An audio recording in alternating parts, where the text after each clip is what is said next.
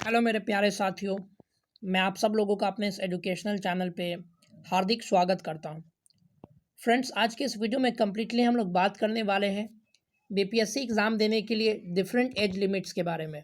जी हाँ friends, different different category के लिए जो मिनिमम और अपर एज लिमिट जो तय किया गया है, आज कंप्लीट इस वीडियो में हम लोग देखने वाले हैं कि जनरल कैटेगरी के लिए न्यूनतम उम्र सीमा क्या है और अधिकतम उम्र सीमा क्या है। साथ ही साथ एससी एसटी और ओबीसी कैटेगरी के लिए भी हम लोग समझने वाले हैं न्यूनतम व अधिकतम उम्र सीमा को।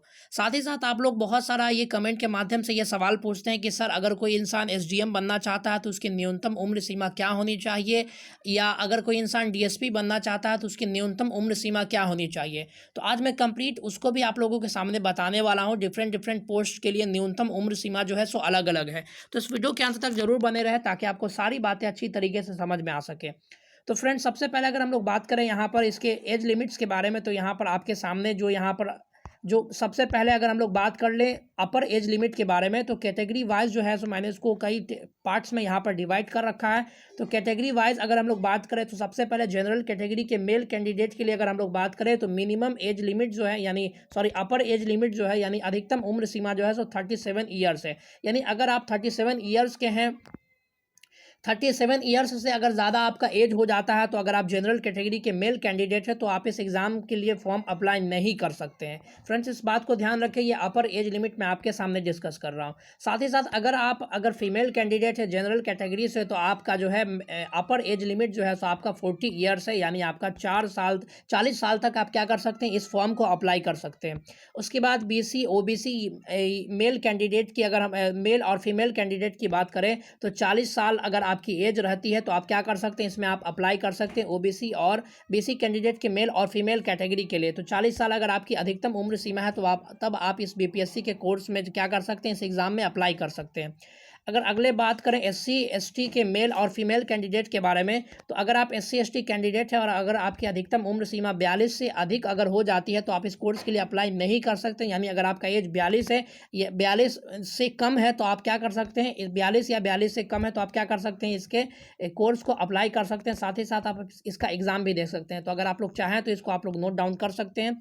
उसके बाद अगर हम लोग बात करें मिनिमम एज सीमा के बारे में, कुछ पोस्ट के लिए जो है सो मिनिमम एज सीमा अलग अलग है, तो उसको अगर हम लोग समझना चाहें तो देख सकते हैं।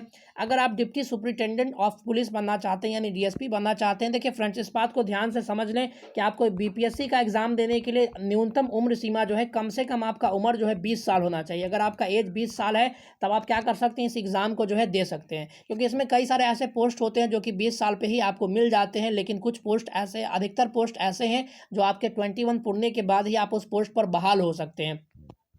तो सबसे पहले अगर हम लोग बात करें, सबसे पहले डीएसपी के बारे में अगर हम लोग चर्चा करें, तो अगर आपकी उम्र सीमा 20 है, यानी न्यूनतम उम्र सीमा 20 है, यानी अगर आप 20 साल के हैं तो आप क्या कर सकते हैं, इस पोस्ट के लिए आप अप्लीकेबल हो सकते हैं, आपको इस पोस्ट पर बहाल किया जा सकता है। उसके बाद प्रोबोशन ऑफिसर के लिए 21 ईयर से, रूरल डेवलपमेंट ऑफिसर के लिए 21 ईयर से, उसके बाद लेबर इन्फोर्समेंट ऑफिसर के लिए भी 21 ईयर्स रखा गया है। उसके बाद block SC ST welfare officer के लिए भी 21 ईयर्स रखा गया है। उसके बाद सप्लाई इंस्पेक्टर के लिए भी 21 ईयर्स रखा गया है। और जो पोस्ट इसमें बच गए, फॉर एग्जांपल अगर आपका एसडीएम बच गया या और भी जो आपके दूसरे पोस्ट जो इसमें बच गए हैं, तो उसके लिए आपका क्या उम्र सीमा जो है 22 ईयर्स होनी चाहिए। आपको इस एग्ज़ाम को देने के लिए 20 ईयर्स के अगर आप हैं तो आप इस एग्ज़ाम को दे सकते हैं। लेकिन अगर आपका पोस्ट का सिलेक्शन अगर आपकी कुछ अलग पोस्ट पे जाना चाहते हैं तो वहाँ पर आपको डिफरेंट पोस्ट के लिए आपको अलग अलग न्यूनतम उम्र सीमा को क्वालिफाई करना होगा। तो फ्रेंड्स, इस वीडियो में मैंने आप लोगों को समझाने की कोशिश की इसकी न्यूनतम व अधिकतम उम्र सीमा के बारे में।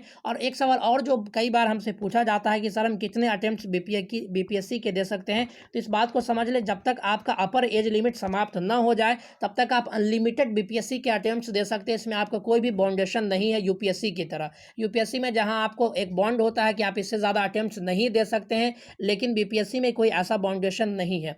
तो फ्रेंड्स, उम्मीद करते हैं कि आप लोगों को कंप्लीटली ये सारी बातें समझ में आ चुकी होंगी। तो अगर आपको ये वीडियो अच्छा लगा तो इसे लाइक व अपने दोस्तों के साथ शेयर करना ना भूलें। साथ ही साथ इस तरह के और भी इन्फॉर्मेटिव वीडियोस देखने के लिए आप हमारे चैनल से जुड़े रहें। Thank you very much. मिलते हैं अगले वीडियो में, तब तक के लिए धन्यवाद। God bless you all.